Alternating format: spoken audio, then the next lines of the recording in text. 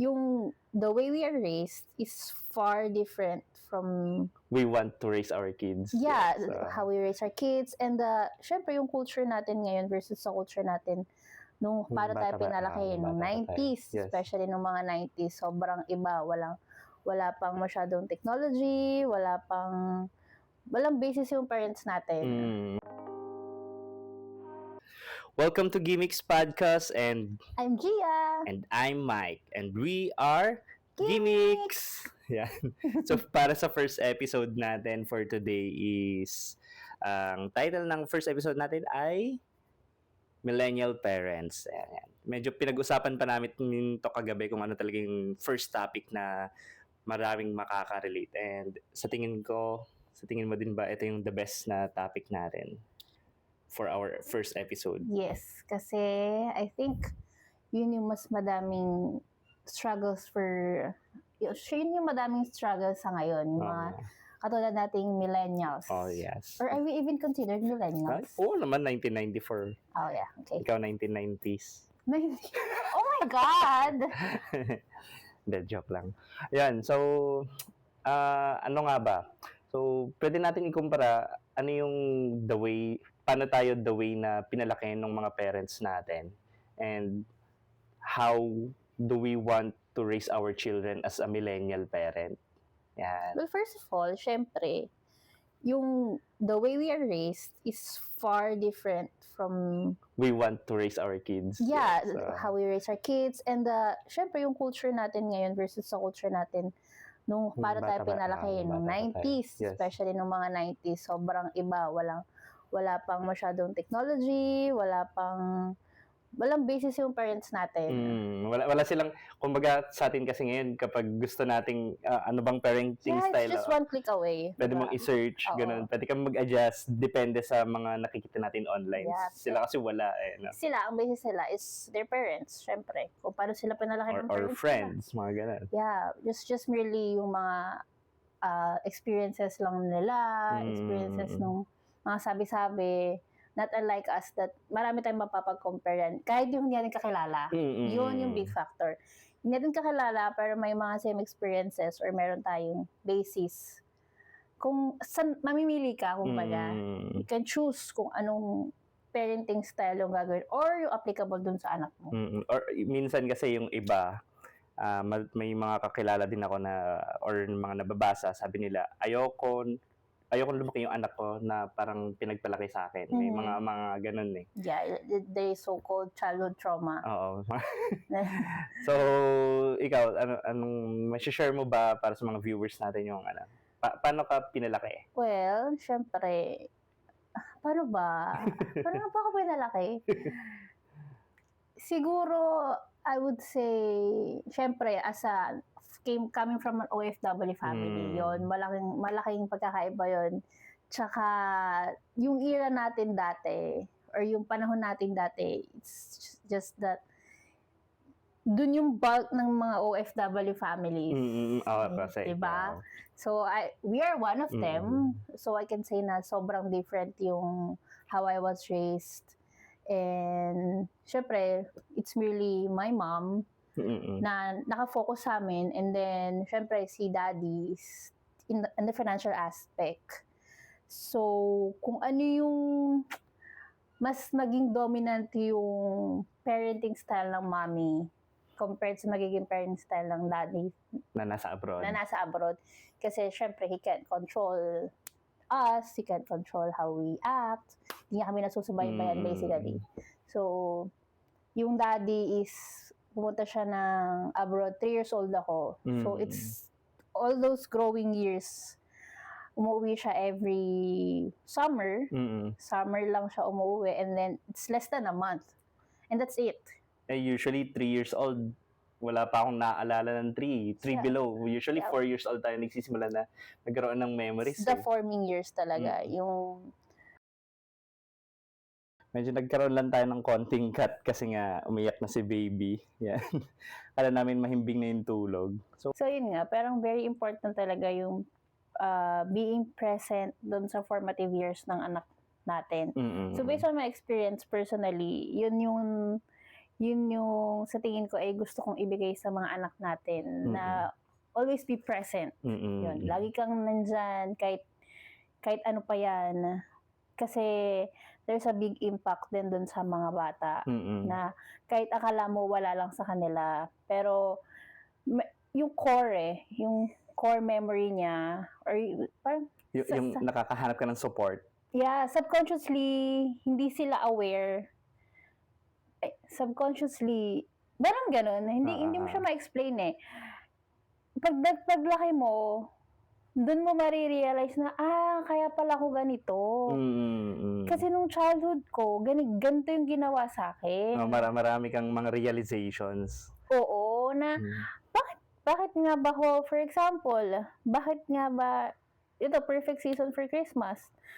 Bakit sobrang excited ako mag-Christmas, gusto ko, yung Christmas spirit ba? Pero but because hindi yun yung kinalakihan ko. Pero yun yung longing ko while growing up. I wanted to feel the Christmas spirit. I wanted it to be parang yung special month. Ma-feel ng mga anak natin na there's something special with December and Christmas. Yeah, you just always to look forward to kapag Christmas. So it's just not an ordinary day, it's not an ordinary month. So parang yun yung time for family. Actually, may experience din ako dyan yung sa presence ng parent mo sa mga event na hindi mo alam na nandun pala sila. At saka, share ko lang din kasi nga yung one time, parang first year high school ako nando. Malaki na ako.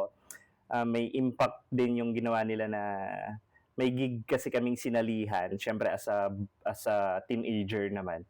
Ayaw mo na nandun yung parents mo, di ba? Kahit sino naman sigurong teenager dyan.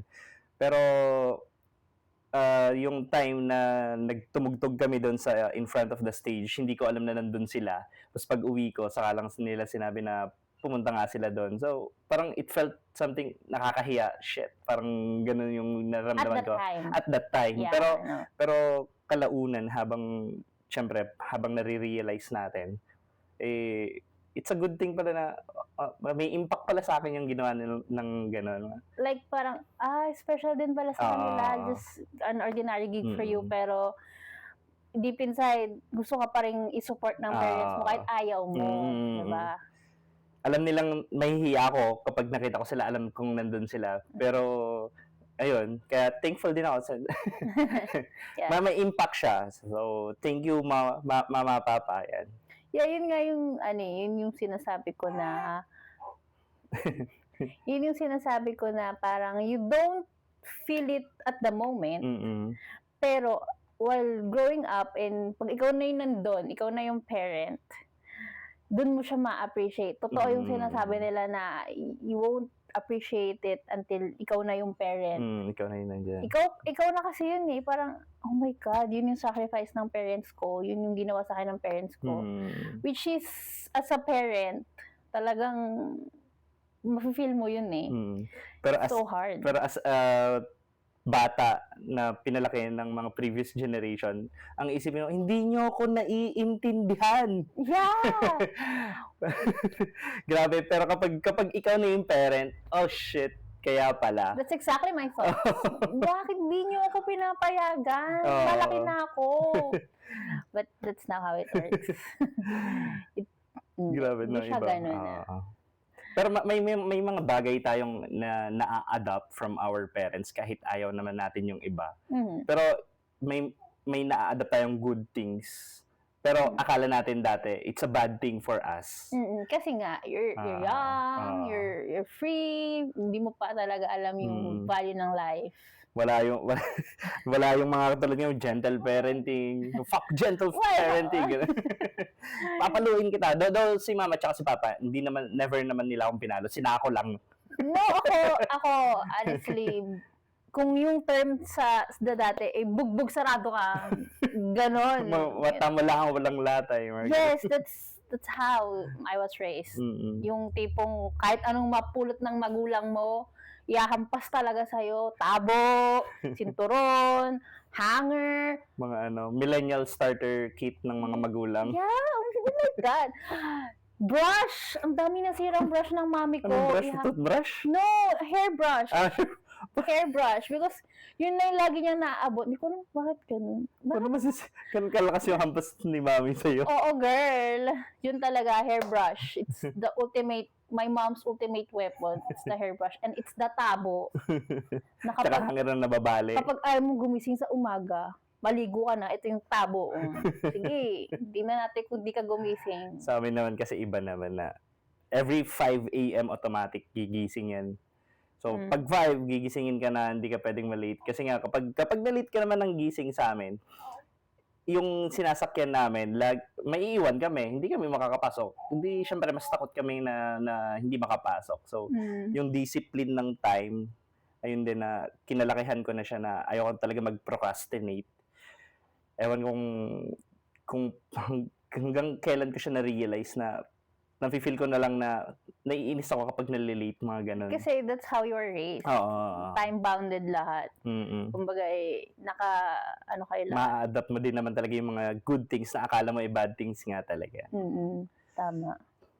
Tapos ayun. Pero as a parent now, ayun na nga, itong makulit na to. Well, kasi nga, basically magkaiba talaga tayo. You're from the north and south. So, yung environment natin is Culture. somehow, the culture itself is somehow different. So, kung kami dito, parang more, paano ba yan? Your culture there is more laid back and yung old-fashioned way of parenting. Provincial, pa talaga na, provincial things. Oo. Pag sinabi mong probinsya talaga. No, this is province din naman. Pero, may touch of na kasi Metro Manila. Yeah, because near lang siya sa Metro Manila. Boundary lang naman. Talagang, yung influence din naman nung Manila, paano ba yun? May influence ba yung Manila, malapit sa Manila kaysa sa malayo sa Manila? Meron maybe, no? Kasi nga Meron. Siyempre, mas naunang naging tawag dito. Maybe it's the environment we're living at. Mas simple yung sa province, though this is a province. Ayan. Maybe that's a factor. Pero ang pinagtataka ko lang from north to south, paano napupunta or paano yung mga laro namin sa north ay pareho ng laro sa south. Yeah, diba? no. May mga laro kayong wala sa amin, may mga laro kaming wala sa inyo. Pero ang pinaka nakakatawa is kapag merong the same, mga ganon, yeah, nagbabangga. Yung mga joke natin, nakarating ba ng Isabela yung game namin? Or nakarating ba ng Laguna to? Wala kayo nito. Pero ang pinakaayaw ko dito yung yung Laoya. Same name, different taste. Yeah. But ang Laoya ng mga taga-South ay matamis. Ang Laoya ng mga taga-North ay parang nilaga. So the first time I tasted the Laoya, I expected sweet. And then I was like, Laoya daw to? Ano yun?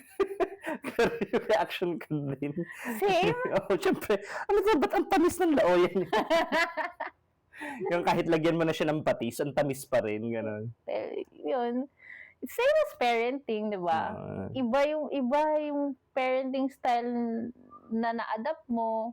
Iba yung magiging parenting style ko kasi magkaiba tayo ng kinalakihan. So, how do we do it? Pero, syempre, kahit magkaiba tayo ng parenting style, how we were brought up as a child to a parent, it's all about communication naman talaga na paano natin papalakihin yung anak natin. Dapat talaga as a parent, pagkasundo tayo na ganito natin palakihin yung anak. Kasi as children's naman na isa na lang yung culture nila unlike sa atin dalawa, nakakalito din sila.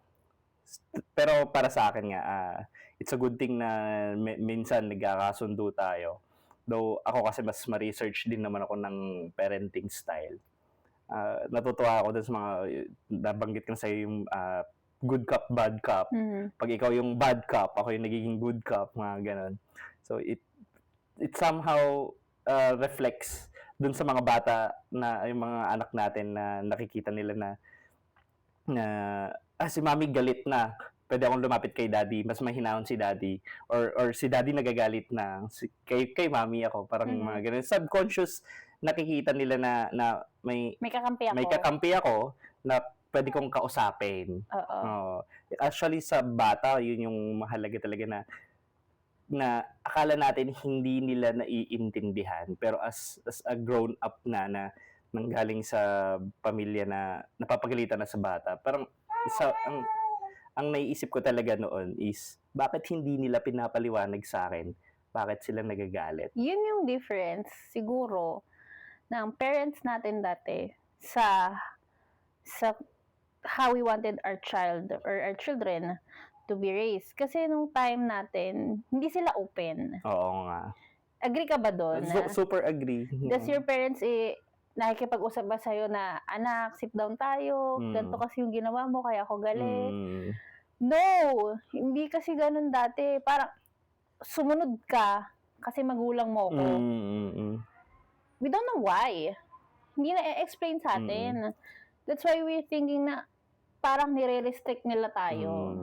May feeling na hindi nyo ako naiintindihan. Yes, exactly. That's exactly the term. Hindi nyo ako naiintindihan. But, when you look at the bigger picture, hindi natin sila naiintindihan. Hindi sila yung hindi nakakaintindi sa atin. Kasi naiintindihan nila on yung mga reactions natin. Kasi nanggaling sila doon, sabi nga nila, papunta ka pa lang, pabalik na ako. Pero the child itself doesn't understand why you acted that way. Yun yung naging kulang sa atin as bata na bakit? Kaya siguro nga may feeling tayo na hindi tayo naiintindihan kasi nga walang paliwanag, walang explanation why they were getting angry at us. Kumbaga para sa akin yung experience ko talaga na I cry out loud talaga, tapos natatandaan ko pinalabas lang ako, sinaran na ako ng pinto hanggang sa mapagod ako, hanggang makatulog na lang ako, mga ganun. So sobrang pagod ko, kakaiyak, makakatulog ako without knowing why I am acting like that. And they're not even sorry for it. Diba? Kasi always saying na sa atin na mga bata, mag-sorry ka. Mag-sorry ka. But are you saying sorry to your children? Hindi, diba? That's not the practice before. Na ang magulang ay magulang, ang anak ay anak. Like that. Kaya ito ngayon yung sa atin, pag may time talaga kay Chuchay na hinihintay ko lang talaga huminahon siya, pinapaliwanag naman. Syempre hindi ko talaga maiwasan, minsan magalit din naman sa kay Chuchay kasi toddler face niya. Apakakulit. It's the terrible to stage. Oh my God. Actually, sabi nga nila, hindi daw sila terrible. Ano lang. Exploring stage. Exploring stage or most misunderstood stage ng mga toddler. Kumaga, hindi din natin sila medyo naiintindihan. But it's true. Kasi ang dami na gusto niyang yakapin mo siya, at the same time ayaw niyang yakapin mo siya. how does it work, di ba? Parang nakakalito din as a parent. Nakakalito siya as a parent, but mas nakakalito siya as a child. Kumbaga, what shall I do? Parang ganun. Kasi hindi pa talaga siya, it's exploring things. Developing pa yung brain niya.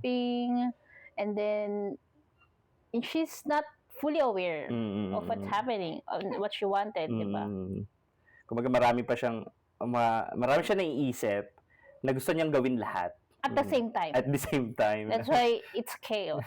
It's really a chaos. So, sa mga viewers namin, pwede niyong i-comment or i-share din yung mga parenting style nyo and yung mga parenting style ng parent nyo, kung how you were raised. I know, maraming makaka-relate sa batang 90s. How the parents disciplined us. Isa pang problema as a millennial parent. For sure, syempre ang range talaga ng millennial is mga nasa 1994 yung dulo, kasi ang alam ko na millennial. So pag 1995 ka, mga labas ka. Really? 1994. That's Gen Z? Hindi.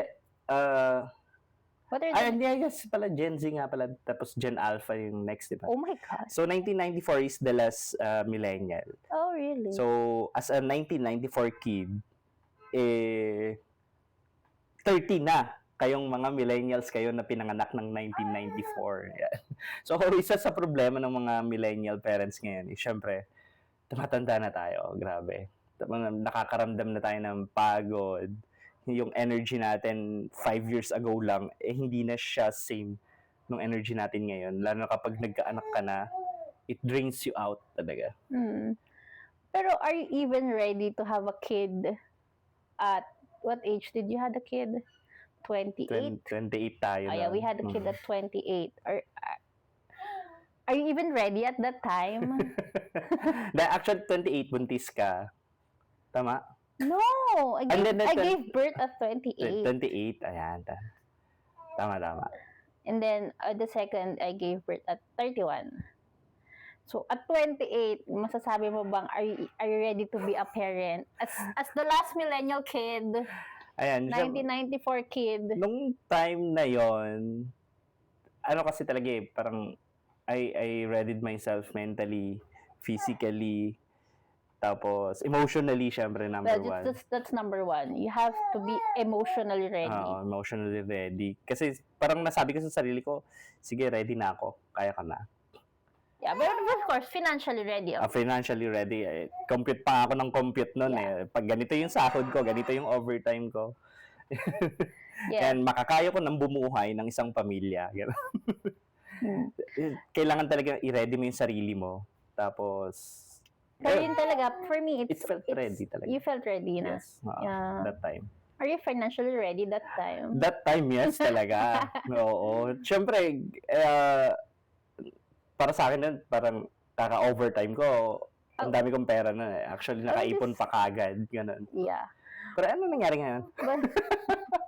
But and honestly, you have to be number one, emotionally ready. For me, it's the emotional aspect that you need. Is that yung kailangan mo ba? That's the number one for me. Syempre, hindi sasabihin ng iba dyan, no, you have to be financially ready to raise a family. Opo. You have to be financially ready to raise a family, to raise a child that's so dependent, diba? Pero, how can you raise someone who is very dependent on you when you're not emotionally ready? Financially ready ka nga. Pero, yaya naman yung nag-aalaga. Mga ganun . We're nothing against yayas, okay? We're nothing against it. It's so helpful. Actually, napapag-usapan na nga natin na mag-hire. Yeah. Kaya kung may kakilala kayo, please. No, but yung emotional aspect, kasi sa first child natin, it's like you're overwhelmed, syempre first. So lahat, all the help that you need is there. So we're lucky enough that our support system is very good. Na nandiyan yung mga parents natin to support the lolas and lolas. Everyone is supporting us. Pero at the end of the day, it's just us. It's us who will raise that child. Our rules din, mga ganun. Yeah. Yung aspect ng ayan, kung ready ka na ba financially, emotionally, psychologically, actually nakalimutan ko, psychologically talaga kailangan ready ka na sa mga, syempre ang hirap, kailangan mo magpuyat. Yung mental health mo kailangan mo din pangalagaan para maalagaan mo na mabuti yung mga anak natin, syempre. So yun. Yun nga, kasi nga dependent talaga sila sa atin. So kailangan ikaw yung role model, kumbaga, okay ka. It's not yung ideal na your child should go first. No, it's you. It's really you that is supposed to be okay first before attending to someone. Actually, meron nga ako napanood sa TikTok recently na sabi niya nga, yung parent is nagiging dependent na siya dun sa adult na anak niya. Kumbaga, tapos nagre-reflect yung problema ng parent dun sa adult na anak. So, it's hard for us na unstable emotionally and any aspect ng physiology natin, ganun. Yeah. tapos mag-aanak ka, sa kanila talaga yung hulog ng magiging problema natin. That's why, napapansin ko lang din kasi talaga ngayon, yung mga millennials na katulad natin is, we don't prioritize marriage actually. Marami na. Kumbaga, Sa friends nga lang katulad natin. dati, yung mga parents natin as early as 22. 23, 24 is too late for them to get married. And now, we got married at 27. Sa tingin ko, parang ang aga pa. Parang feeling ko din, parang, bata pa pala natin nun. Yeah, there's too much to explore nowadays. Pero, yun nga, kung ma-feel mo naman yun kung ready ka na talaga. So, here we are. Minsan hindi mo mafe-feel yung kailangan mo ding i-ready yung sarili mo, ganun. Siyempre, as millennial parents, at saka may access na tayo sa technology, napakadali na lang mag-search. So, alam mo ba yung 4 types of parenting? Oh, what are the 4 types of parenting? I'm not into research actually. Yeah. So, meron dito 4 types of parenting. So, meron tayong number 1, yung authoritative, authoritarian, permissive, tsaka neglectful. So, sa authoritative kasi, yung mas involved ka dun sa anak mo, pero may mga limits. Kumbaga, naghihigpit ka sa kanya, pero nandun yung involvement nyo together. Ganon. So, authoritative. Si authoritarian naman, ito yung mga medyo classic na parents na parent ako masusunod, mga ganon. The old-fashioned way. Si permissive naman, more on, para siyang mahalin tulad mo siguro siya sa gentle parenting. Yung mas lenient ka sa kanila, gano'n, na mas napapagbigyan mo yung mga needs or gusto din nila, hindi lang needs. Pero ang gentle parenting is not applicable to all children. Yung number 1. Proved that already. Yung nag-try naman tayo ng gano'n, pero... It's that na hindi siya applicable sa anak natin. Sheesh! It's not always na yung mapabasa mo ay applicable sa'yo. Or hindi, especially dun sa anak mo. Kasi, yun nga, iba-iba siyang klaseng, iba-ibang personality yung mga bata. Super, depende din sa personality talaga kung ano yung magandang applicable. Oo. Yun talaga.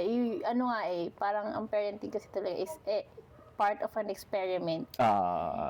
Kahit anong basahin natin, kahit anong ma-research natin, it's just about how you handle the situation. Case-to-case basis siya. Case-to-case. Ganyan. Kahit pa sabihin mo meron kang 4 types of parenting kung yung anak mo naman hindi naman siya applicable. Tatlo pa lang yun. Actually, yung last is yung neglectful. So, kumbaga, bahala ka sa anak mo, which is sa tingin ko yung worst na parenting style. May mga ganun din kasing parents na bahala ka sa buhay mo. Parang you just provide for them, pero yung care or love, wala pa. Wala, ganun. So, sa tingin ko naman, medyo may natatouch. Actually, kahit neglectful siya, natatouch pa rin natin sa 2 years and 8 months ni Chuchay. Sa tingin ko, na-touch na natin yung 4 na yun. Well, kasi nga, iba kapag isa lang yung anak mo. Iba kapag 2, 3, the attention itself and the strength itself is different. Siyempre, nung first child natin, all the attention lang nasa kanya lang. At the same time, nag-aaral tayo kung paano yung lahat bago. Lahat as in. Actually, nung nagka-second child na tayo, lahat ulit bago pa rin. Parang ganon. Life with a toddler and an infant is so hard. Parang kumbaga sa games, meron kang easy mode, medium, hard. Ito, hell level. May nabasa ako one time na yung nagkaroon ka daw ng second child and you have a toddler, it's like starting over again on a game, pero a lesser health. Parang ganon. May cap game over ka, pero less na yung health mo. Ganun. So, ganon yung life with our second child.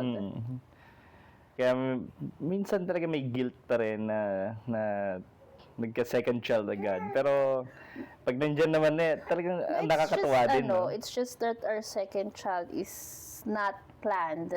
Pero masakit man tanggapin. Very welcome.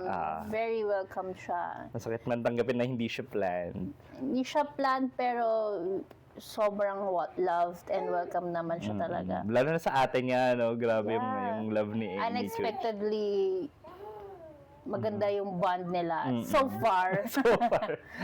So far. Maybe it's just how we handled, how we readied din yung si Chuchay sa pagdating ng second baby natin. Tsaka number 1 talaga yung pagma-mindset din kay ate. Oo. Kaya yun, it may difference na isang anak, dalawang anak, lalo na pag tatlong anak. Ganyan. So, ito lang din, advice namin. So, na-try, pero hindi to applicable. So, napansin nga namin kay Chuch, ginawa namin, hindi namin inintroduce yung jealousy. Kahit nga yung jealous, inggit kay Chuch, hindi natin talaga pinaparinig sa kanya. Pati yung concept, kumbaga, minsan kasi napoprogram din yung mga bata kung ano yung naririnig. As much as possible, walang negative words na nalalaman yung anak natin. In regards with his younger brother naman na, kumbaga, talagang as hindi ko or hindi natin siya talaga ini-introduce dun sa thought ng jealousy. Kaya ayun, hanggang ngayon nga natutuwa talaga ako na nag-share talaga siya. Kusang loob na sinashare niya yung mga toys niya. And makita mo talaga na genuine yung ano niya, yung love. Kasi kahit anong mood niya, yun yung nakakatawa, no? Bad mood siya, kakagising niya, may topak siya, basta ilapit mo yung kapatid niya, talagang magla-light up yung mukha niya. Parang, my baby brother is my life. Parang gano'n yung mukha niya, no? And for a parent, it's so rewarding kasi it means we're on the right track. Yeah. We're doing a great job, actually. Tap on yourself. Thank you. And congratulations. At sana, kapag laki nila, ganun sila. Oo, ganun pa rin. But it's so hard talaga. Yun yung masasabi ko. It's so hard, especially na marami makaka-relate dito yung both parents are working. Yeah, no, both parents are working. Kasi meron naman yung iba the typical parents na gusto yung father lang nag-work and housewife yung mother. But it doesn't apply sa millennial age natin. At saka sa ano yun? Social sa status. estado ng buhay social ng status. ano natin, sa estado ng panahon ngayon, hindi kaya na isa lang. Though sa iba it works, pero for me, I don't think it works for us kung gusto mo talaga bigyan ng beyond ng anong tawag doon? Needs, hindi siya bare minimum. Yeah, if you don't want to give the bare minimum to your children, para sa akin, hindi kaya ng isa lang. Kasi, syempre, I wanted to give the life na mas maganda sa naibigay sa akin ng parents ko. That's the goal, actually. Kung maganda yung naging buhay ko dati, kung maganda yung naging childhood ko dati, same as you, gusto ko mahigitan nun yung maibigay sa mga anak natin. Actually, ang dream ko nga din talaga ang dream ko naman talaga, hindi lang sa anak natin, kundi pati doon sa magiging apo nung anak natin. Ganun dapat yung goal natin, guys. Oo, yung hanggang kaapu-apuhan mo buhay na dahil naghirap ka ngayon. Henry C. Vision yun. Well, doable, pero you have to work hard for it. Yan, ang ingay na ni baby. Pero, yan, nag-iingay lang siya, pero masaya siya dyan. Tumatawa-tawa. Tawa yun, hindi yun iyak. Opo. So, para sa mga millennial parents, comment nyo lang kung ano yung mga na-experience nyo today, single child, 2 childs, or ilan na yung anak nyo. Comment nyo dyan. Tapos, next episode natin, pwede natin pag-usapan yung mga comments nyo. So, first episode pa lang naman tayo, madami pa tayong pag-uusapan, and that's it. Again, this is Gimmicks Podcast, and she's Gia! and I'm Mike, and we are the Gimmicks.